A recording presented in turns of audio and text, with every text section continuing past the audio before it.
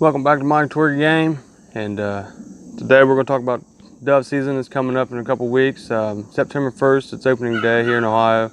So I want to talk about a couple things about dove season and how it relates to duck season.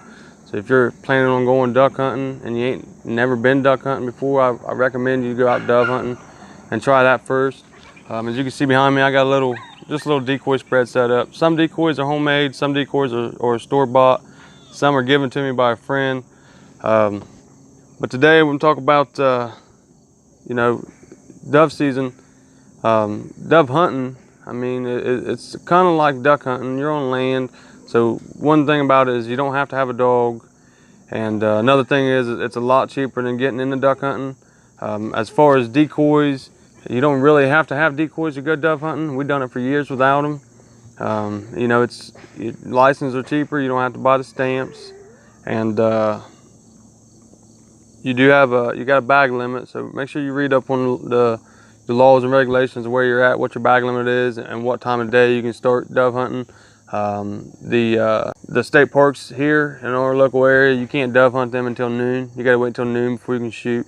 If you're hunting on private ground, it's from sunrise. You shoot at sunrise to sunset. Another thing is picked fields. You have to wait 10 days after the crops have been picked before you can hunt that field by law. So with that being said, let's talk about dove hunting. First thing is decoys. You can buy cheap decoys. Like I said, you don't have to have them. I got some homemade decoys. I made them myself out of corrugated plastic, sign material. I just hand drew it the best I could. I painted it up the best I could. It's not much. I was actually making some goose silhouettes and had some corrugated plastic left over. So I made some dove decoys. We use them sometimes we don't. Next, these are store-bought, but they were given to me by a friend. And I believe this is the Lucky Duck brand. But there's another form of decoy that you can get. But they work. You can clip them in the trees or on fence, but I like these ones. Next thing is your motion decoys. This is a wind-powered decoy, motion decoy. It's made by Mojo. It's cheaper than the other motion decoy that's battery operated, which I'm gonna talk about in a minute. This is just wind-powered. It works as long as you get wind. It'll pull them in. But the one I like the most, and the one I recommend if you're going to try dove hunting, to pick up at least one of these. These are the Mojos, the battery operated Mojos. They come with stakes. You stick them in the ground like them ones, and you just flip a switch, and that's it. You walk away. Now if you got a dove that's curious, it's going to fly closer to this, give you a better chance of taking a shot. So as far as decoys, that's pretty much what we got, and that's how we use them. We set up what we can. Me and my dad together, we got 3 spinning wing Mojos and the decoys we got back there. Another thing I recommend for dove hunting, if you're planning on dove hunting, is to get a seat, a little bit of camo. You don't have to be completely covered in camo to dove hunt, just a little bit of camo. Another thing you don't have to have, but I recommend it, is a game vest. The good thing about a game vest is it's got pockets in the front.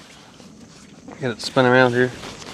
It's got pockets in the front for treats if you're training your dog or trying to work with a young dog. If not, it holds your shells. And then it's got a pouch back here to put your doves in it. Like I said, you don't have to have a game vest. We used buckets for years. You can get a seat, you can get a camouflage bucket, or you can paint your own. They make a seat that snaps on this. It's a lid. It's a swivel seat. You can keep your shells in there. You can keep some of your decoys in there. You can keep your doves in there. The doves that you shot, you can put them all in there. You can pack everything out in your bucket. It's also a seat, so everything is in the bucket. This right here, that's a great tool to have. Just a 5-gallon bucket. Me, I prefer the seat. It's got a backrest on it. I lean back in it.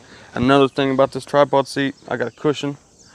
This tripod seat, if you're a guy, I don't know if you're a girl, but if you're a guy, it gets to hurting your bottom. So Let's talk about dove training, or dove hunting and training your young dogs as far as duck season. So you can work on your dog sitting beside you and being calm and waiting on that bird to come in. You can work on your dog breaking on gunshots. You know, the dog will see the bird fall and then intend it'll want to, you know, it might want to break and go get that bird. You can fix that habit before duck season starts. You can get a dog started on dove hunting. You know, it's like I said, it's just like duck hunting. You go out, you set up your decoys, you sit in your chairs, and you wait on your birds to fly over. So you can practice, you know, hunting scenarios during dove hunting if you got duck dogs. And you're trying to get a young dog started, and you wanna see if they're going to retrieve. Best thing to do is start on land. You know, if you're not sure if your dog's going to fully retrieve the bird for you, you don't want to start out in water. So dove hunting is a great opportunity to get your dogs going and get them started. And that's about all I've got for dove season.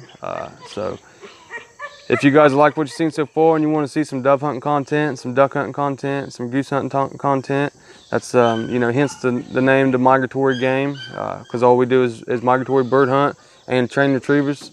So if you guys want to see that content, do me a favor, hit that subscribe button, and I'll see you next time. Thanks for watching.